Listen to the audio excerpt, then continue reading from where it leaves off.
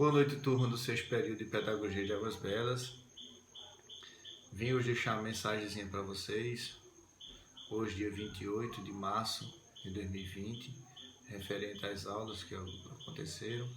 Como vocês sabem, eu sou professor de metodologia de ensino de matemática da turma e não sou muito bom em gravar vídeo, viu? Vocês me desculpem sobre essa questão, não sou muito Photoshop nas questões de vídeo, mas tentarei mostrar aqui alguns tópicos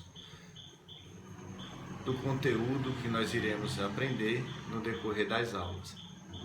A Universidade da UVA pediu para todos os professores entrarem em contato com você pela Google Sala, e a gente, para facilitar e vocês também não ficarem atrasados, a gente disponibilizou para vocês esse videozinho na Google Sala, para todos visualizem. Quem tiver alguma dúvida também entra através da sala para a gente interagir, todos nós, entendeu?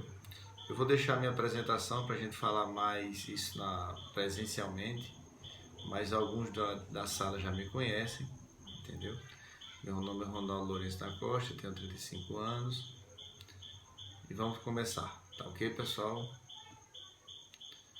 Pessoal, primeiro, eu não sei se vocês recordam, no exercício que eu passei para vocês, e tinha uma mensagem, a primeira pergunta, se não me engano, era exatamente essa: o que é matemática para vocês? Matemática, ao contrário da química, da física, da biologia, as leis da matemática não são leis de natureza, não depende da lei da natureza. Você tem uma ideia, a química depende de algumas reações químicas, a física também, a biologia. A matemática não depende da lei da natureza.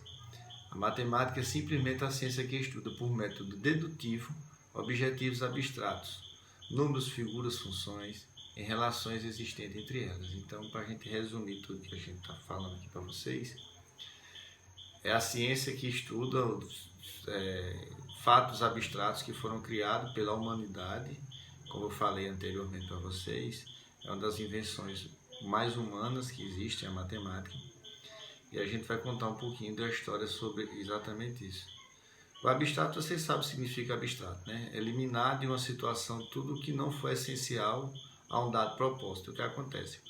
A matemática, ela procura sempre construir provas e argumentos para aqueles fatos que foram criados por ela mesma. Então, assim, isso se chama teorias da matemática, são exatamente a função abstrata dedutivo de algumas coisas, tá ok? Eu falei para vocês um exemplo no vídeo passado sobre a questão da matriz SWOT. Essa matriz SWOT é nada mais nada menos utilizada no meio empresarial, industrial também, no meio administrativo, e eu sempre trago isso no meio acadêmico porque assim é uma coisa que facilita bastante se nós formos organizados o desenvolvimento de cada aula. Então, para vocês terem uma ideia, a gente trata no ambiente interno as forças e as fraquezas que cada aluno tem. Então, vamos lá. O que são as forças? São os pontos fortes de cada aluno, os objetivos, aonde eles querem chegar, o potencial de cada aluno. Então, nós, como professores, temos que interagir e descobrir quais são esses pontos fortes que cada aluno tem. As fraquezas, o que afasta dos objetivos. Às vezes, estou falando isso no ambiente interno. Às vezes a gente não consegue transmitir as informações necessárias para o aluno. Às vezes a gente não consegue relatar tudo, passar tudo que é as informações necessárias para que o aluno aprenda e comece a gostar do assunto. E tem os ambientes externos. Os ambientes externos que a gente fala são exatamente o seguinte: as oportunidades e as ameaças. Quais são os ambientes externos? Quais são as oportunidades no ambiente externo? Temos as atividades que o aluno gosta. Então, para vocês terem uma ideia, nós como professores temos a incumbência, o dever de filtrar todas as necessidades que o aluno tem para transmitir exatamente essa oportunidade com que ele consiga aprender mais. Então, assim, isso é com que aquela lição que a gente passa, a lição de casa para o aluno. Então, assim, a gente tem que ter essa oportunidade de levar isso para casa para o aluno entender mais essa coisa. Outra questão que a gente tem é exatamente o seguinte: do ambiente externo são as ameaças. Muitas vezes, a gente que passa por muitas dificuldades hoje no país, E uma das ameaças que a gente tem sobre o aluno é exatamente a família, os amigos, o meio de vida, entendeu? O que eu falo isso é o seguinte: quantos alunos vêm para a escola e os amiguinhos não estudam porque o pai ou a mãe não levam para a escola e eles ficam brincando? Isso é ameaça externa, porque o aluno quer que o aluno entenda. O aluno entende, o aluno que vem para a escola, ele entende que escola se torna chato, porque bom é brincar na rua. Então são essas ameaças com que nós, professores, temos que lidar. Então estou falando isso porque isso tudo é a base de um bom ensino da matemática. Então nós, como professores, nós temos que reverter essa situação.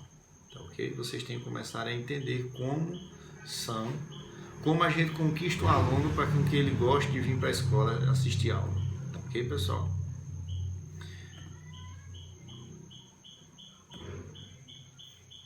Só relatando aqui para vocês o sistema numérico, né? Como eu tinha falado para você, matemática é originada há vários anos, na antiguidade, e tudo tem uma origem.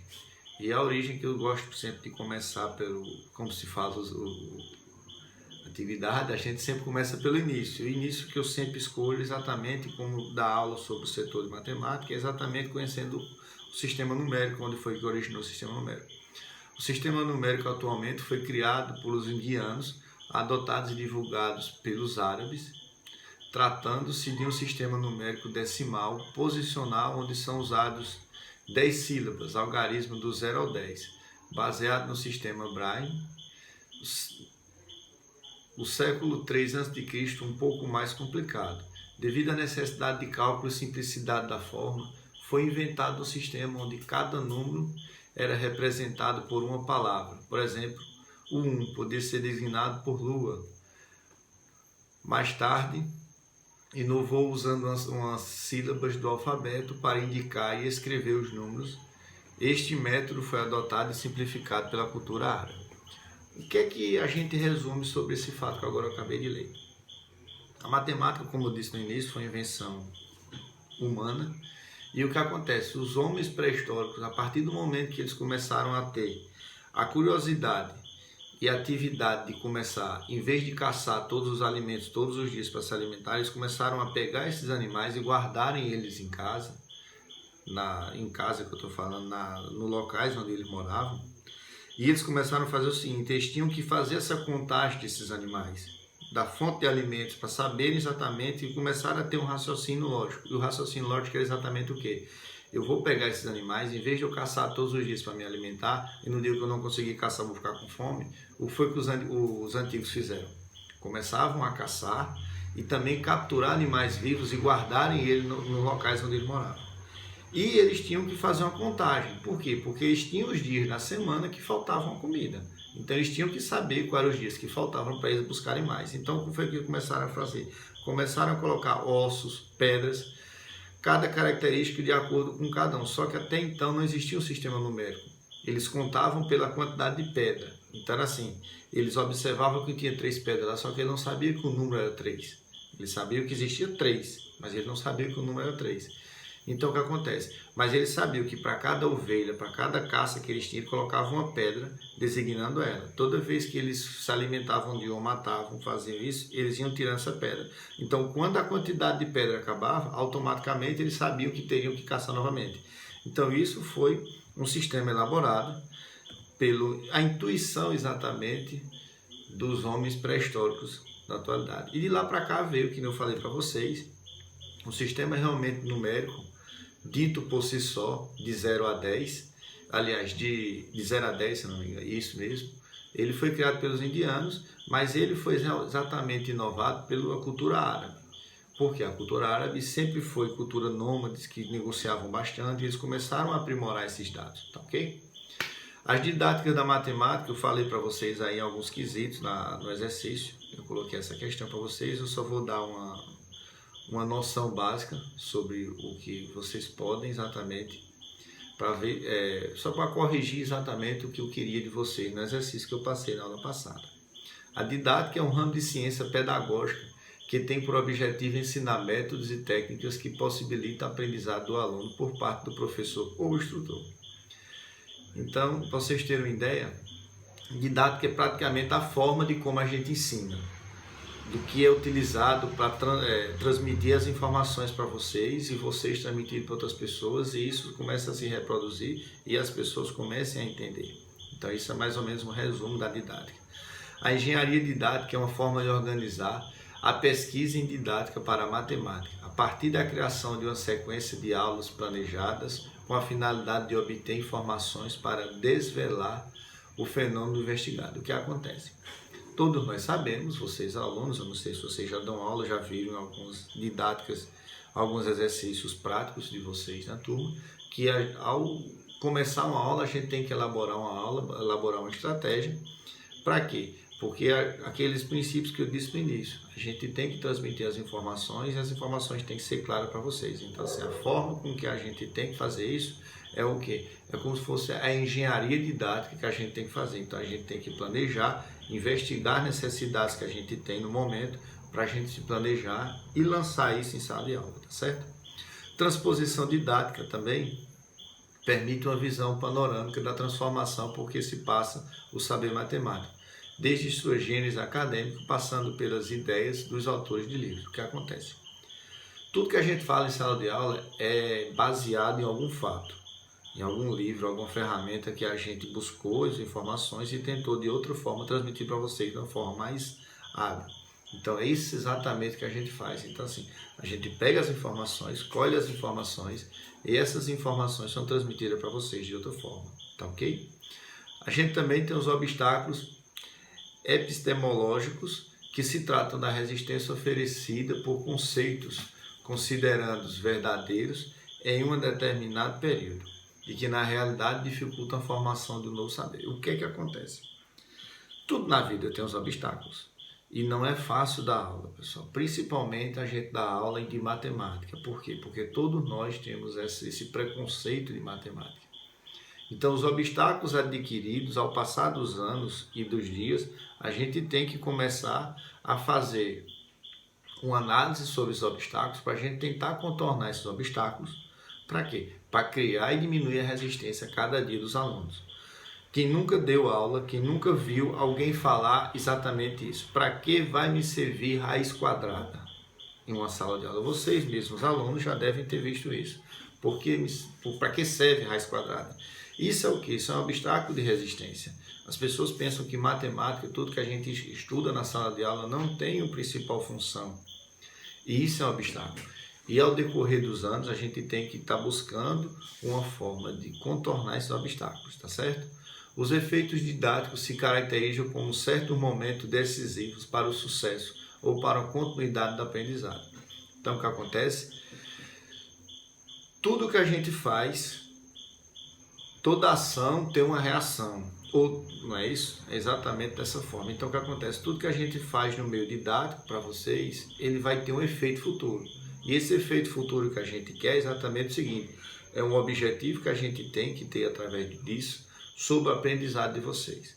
Tá, ok? Então assim, por que a gente monta a didática de ensino, a didática da matemática? A gente cria essa didática de matemática do ensino, que é para quê? Para a gente transmitir as informações colhidas por algum determinado ênfase em livros, e essas estruturas que a gente colhe, a gente tem que transmitir de uma forma resumida e prática de ensino para vocês. Então vocês carregam isso como aprendizado, tá ok, pessoal?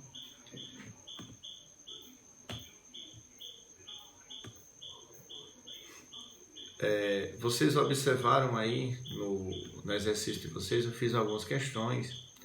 E uma das questões mais faladas sobre vocês foi exatamente a questão número 6, que eu coloquei vocês para fazer uma visita numa sala de aula em loco. E sobre essa visita de sala de aula, realmente a gente não poderemos fazer agora por conta dessa questão do coronavírus. Impossibilita a gente de fazer essas visitas. Mas vocês coloquem que na próxima aula, assim quando liberarem realmente o ensino em todo o Brasil, vocês irão. E assim que liberarem, eu ficarei observando para a gente marcar uma data de entrega desse exercício, que é exatamente para vocês avaliarem realmente como é que o professor se comporta e o que seria melhor para mudar. Tá ok, pessoal? O desenvolvimento cognitivo e aprendizado da matemática. como nos surgiram Fonseca em 1984, 86 e 99 e Kirk, a matemática ou aritmética pode ser pensada como um sistema de linguagem que, em vez de letras e palavras, utilizamos símbolos e números.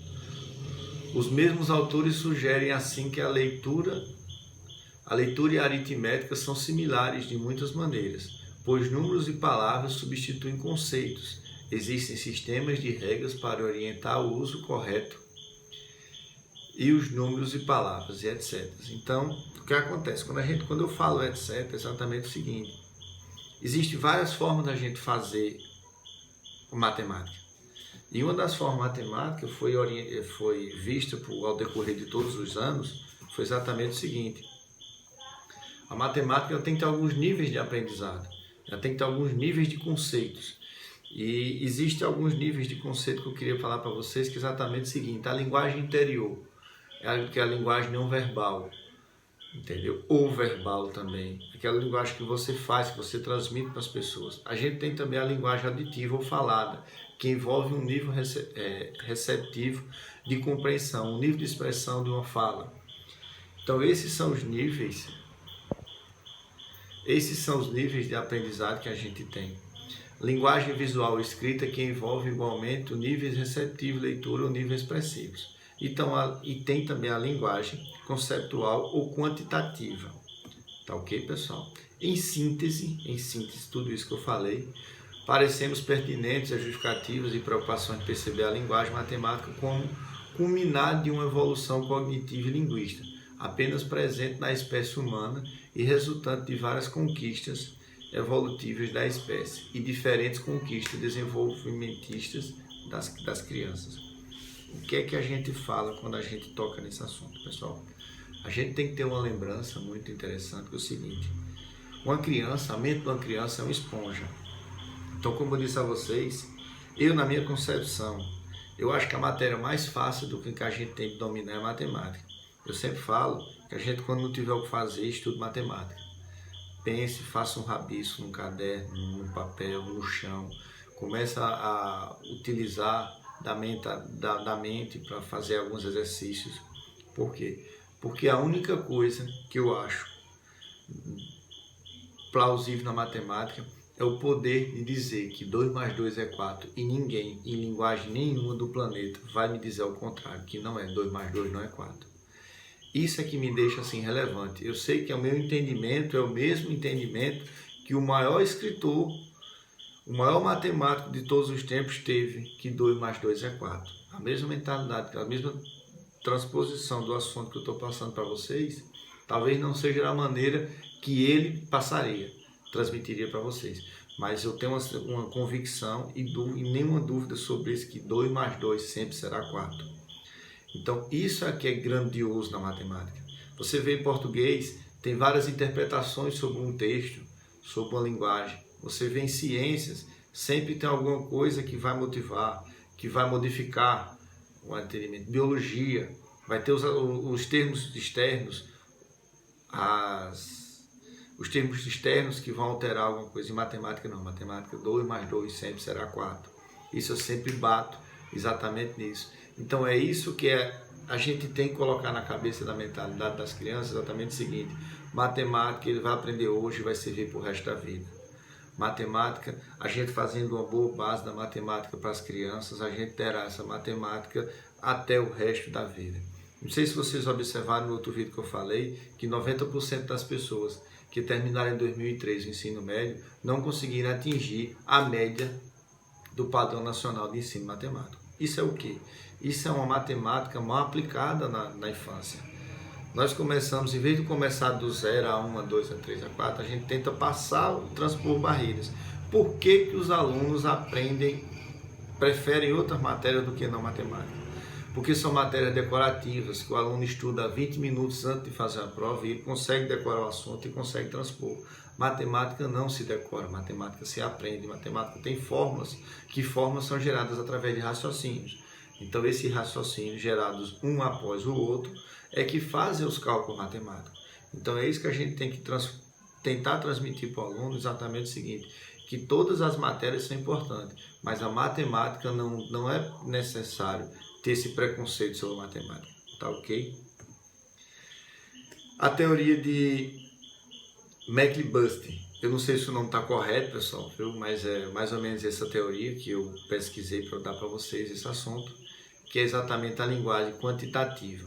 Os primeiros se relacionam às integridades gerais e o segundo às deficiências do desempenho acadêmico, excluindo algumas patologias como deficiência mental, paralisia cerebral, deficiência visual, auditiva e perturbação emocional. Para Johnson, em 1987, as crianças podem apresentar dificuldade para aprender a ler, a escrever, a falar, a calcular, sem qualquer relação com deficiências mentais, perturbações emocionais e déficits sensoriais. O que acontece? Em 1987 já foi descoberta exatamente essa dificuldade. Lembra que eu falei dos fatores externos e internos? Da mesma coisa que a gente tem as dificuldades internas, temos as dificuldades externas. E uma das dificuldades externas e internas que a gente tem é exatamente essa que foi relatada, acabei de ler para vocês. É exatamente o seguinte: as perturbações emocionais são déficits sensoriais. O que acontece? As crianças podem ter, vou dar um exemplo para vocês muito interessante, a visão. Tem pessoas que não conseguem, se sentam no final da sala porque são tímidas e não conseguem enxergar o quadro da forma correta. Então ele começa a criar essa barreira de obstáculo, e essa barreira de obstáculo vai dificultando o aprendizado. E o que acontece com ela? Matemática não tem como você escrever no quadro e lendo o número 2, mais 3, mais 5, abre aspas, não tem como fazer isso. Chave, parêntese, travessão, não tem como você dar matemática nisso, mas português e outras matérias tem. Então o que acontece? A visão não capta as informações porque o aluno está no final da sala, mas a informação dada através da fala para o aluno facilita também com que ele aprenda no final. Então o que acontece? Tem possibilidade da gente adquirir isso em matemática? Tem, mas é muito complexo. Então não se dá matemática falando matemática. É muito difícil a gente transmitir as informações matemáticas falando matemática. A gente tem que escrever, o aluno tem que ter compreensão de ver e escrever e passar no caderno novamente. Então, para vocês terem uma noção do que é isso, ele fala aqui que as crianças poderiam apresentar dificuldade de aprender a ler e escrever, a falar, a calcular, sem qualquer relação com deficiências mentais. Realmente, não tem relações nenhuma de você não enxergar bem e você dizer que é uma pessoa que não sabe matemática porque essa pessoa é deficiência mental. Não. Essa pessoa tinha uma dificuldade de quê? De enxergar. Ela sentava no final da sala, era uma pessoa, vamos dizer, tímida, não tinha possibilidade, tinha medo de sentar na frente da sala. E qual é a função de nós, professores? Nós, professores, nós temos que detectar isso. Nós temos que filtrar todos os tipos de dificuldades no ambiente interno e externo de cada aluno. Porque assim, não estou falando que não vai acontecer de ter deficiências mentais na sala de aula. Tem, mas hoje já tem também a forma, através das deficiências mentais, de como aprender matemática. A teoria, mais uma teoria dele, que são ascensão, percepção, imagem, simbolização e conceitos. A dificuldade de aprendizagem pode ser separada em distúrbios da linguagem auditiva, desordens generalizadas auditivas, distúrbios receptivos auditivos e distúrbios expressivos auditivos, distúrbio da linguagem escrita, dislexia auditiva, dislexia visual e expressão escrita, distúrbios de aritmética e distúrbios de um tipo não verbal. É aquilo que eu exatamente falei para vocês anteriormente. O que acontece? Nós temos que identificar e começar a separar todas as informações que a gente tem de cada aluno. Então, assim, nós temos que conhecer o aluno, entendeu? Nós temos que saber as limitações de cada aluno. Isso é exatamente o resumo de toda essa teoria. A gente, além de conhecer o aluno, a gente tem que identificar quais são os termos em que a gente tem que colocar os assuntos, e a gente tem que filtrar quais são as dificuldades que ele tem no ambiente interno e externo da sala de aula. Tá ok, pessoal? A primeira fase envolve as sensações, que é considerada como o nível mais básico da experiência humana. Assim, a estimulação numa dialectia de qualidade e quantidade assume importância significativa em termos de desenvolvimento. Nada mais é do que a gente dizer o que eu acabei de falar para vocês. A gente sempre toca na mesma tecla.